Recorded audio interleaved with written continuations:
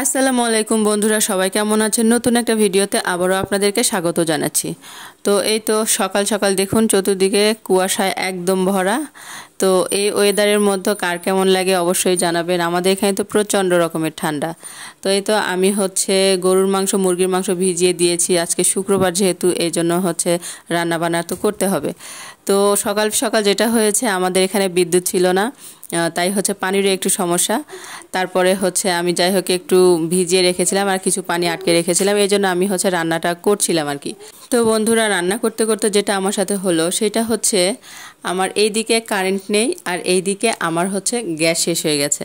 আমি তো বেশিরভাগ সময় ইন্ডাকশন মানে ওভেন যেটাকে বলে কারেন্টের চুলা, আমি সেটাতেই রান্না করি। এইদিকে দেখেন গ্যাসও শেষ হয়ে গেছে, এদিক বিদ্যুৎও নেই। আমি এখন কি করব আমি আর কিছু বুঝতে পারছি না। পরে আপনাদের ভাইয়া গ্যাস নিয়ে এসে দিয়েছে, তারপরে আমাকে রান্নাটা কমপ্লিট করতে হয়েছে। এতে করে আমার অনেকটা বেশি সময় লস হয়ে গেছে। তো কি আর করার, এখন কোনো কিছু তো করার নেই, এইসবের ওপর তো আর আমাদের কোনো হাত নাই, তাই না? তো যাই হোক, এবার রান্না বান্না করছি আর কি।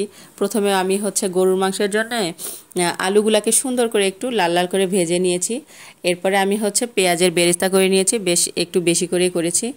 তারপরে আমি এখানে মুরগির মাংসটা দিয়েছি। এই মুরগিতে আমি একটু লবণ আর লেবুর রস দিয়ে ম্যারিনেট করে রেখেছিলাম, অনেকক্ষণই হয়েছে, মানে ঘন্টাখানিকের মতো আর কি রেখেছিলাম।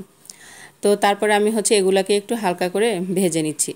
এগুলো ভাজা হয়ে গেলে এগুলোকে আমি উঠিয়ে নিব। তো এই তো আমি সেম তেলেই কিন্তু কিছু গরম মশলা ফোড়ন দিয়ে দিলাম। আর এই এখানে আমি মুরগির মাংসটা রান্না করে নিব। তো এই গরম মশলাটা কিছুক্ষণ আমি ভেজে নিব। এর থেকে যখন একটা সুঘ্রাণ ছড়াবে সেই পর্যায়ে গিয়ে আমি পেঁয়াজ আদা রসুন বাটা একসঙ্গে আমি দিয়ে দিব। দিয়ে সুন্দর করে এগুলোকে একটু কষিয়ে নিব যেন এর কাঁচা গন্ধটা চলে যায়।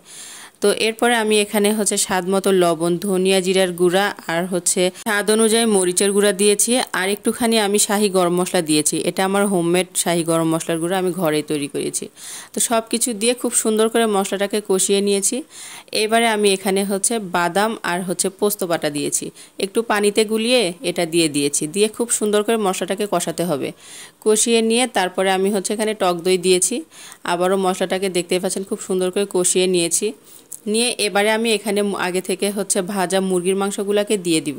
দিয়ে খুব সুন্দর করে একদম কষিয়ে কষিয়ে রান্না করব। তো এই তো মুরগির মাংসগুলোকে কিন্তু আমি দিয়ে দিয়েছি। দিয়ে এখানে আমি যে বেরেস্তা করে রেখেছিলাম সেখান থেকে একদম মুঠো ভরে ভরে 2 মুঠ পরিমাণ বেরেস্তা আমি এখানে দিয়ে দিয়েছি। আর এই পর্যায়ে বেরেস্তাটা দিলে কিন্তু রান্নার টেস্ট অনেক বেশি ভালো আসে। তো এটাকে একদম সুন্দর করে এর সঙ্গে মিশিয়ে নিয়ে আমি এখানে পানি ব্যবহার করেছিলাম 1 কাপের মতো। তো যাই হোক, ভিডিওটা স্কিপ হয়ে গেছে কোনো কারণে, আমি বুঝতে পারিনি। তো এই তো আমি এই পাশে গরুর মাংসটাও আমার প্রায় হয়েই এসেছে। এটা আমি প্রেসার কুকারে দিয়েছিলাম, যদিও এটা কিন্তু আমার হয়ে গেছে। তো এই তো আমার মুরগির মাংসটাও প্রায় হয়েই এসেছে, আর একটুখানি কিছুক্ষণ রাখলেই হয়ে যাবে। তো এই তো এখন আমি এর মধ্যে 2টা কাঁচামরিচ দিয়ে দিব জাস্ট ফ্লেভারের জন্য। এটা কিন্তু খুব বেশি ঝাল হবে না। আমি যেহেতু আগে গুঁড়া মরিচ দিয়েছি তাই মরিচের পরিমাণটা আমি একটু কমিয়েই দিয়েছি। আর আমি 1 চা চামচের মতো একটুখানি চিনি দিয়েছি। এটা রান্নার টেস্টটাকে ব্যালেন্স করবে আর খেতে অনেক বেশি ভালো লাগবে।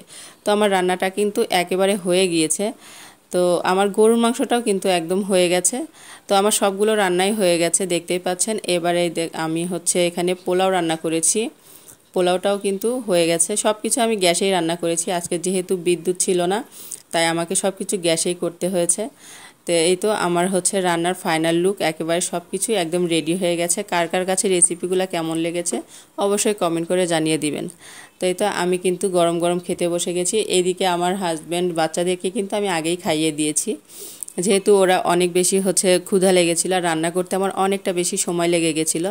তো আমি এরকম বিপদে আগে কখনো পড়িনি। তো আজকে সব রকম বিপদ আমার সঙ্গে একেবারে চলে এসেছে, কি বলবো। তো কি আর করার, আমার ভিডিওগুলো আপনাদের কাছে কেমন লাগে অবশ্যই কমেন্ট করে জানিয়ে দিবেন। আর আজকের ভিডিওটা আপনাদের কাছে কেমন লেগেছে সেটাও কিন্তু জানিয়ে দিবেন। আর রান্নাগুলো কিন্তু সত্যি অসাধারণ হয়েছিল। আমি সবগুলো রান্না যদিও আপনার সঙ্গে শেয়ার করতে পারিনি, শুধু মুরগির মাংস রান্নাটা একটু হালকা করে শেয়ার করেছি। তো সবাই অনেক বেশি ভালো থাকবেন, সুস্থ থাকবেন, আমার জন্য দোয়া করবেন, আমার পাশেই থাকবেন। আল্লাহ হাফেজ, আসসালামু আলাইকুম।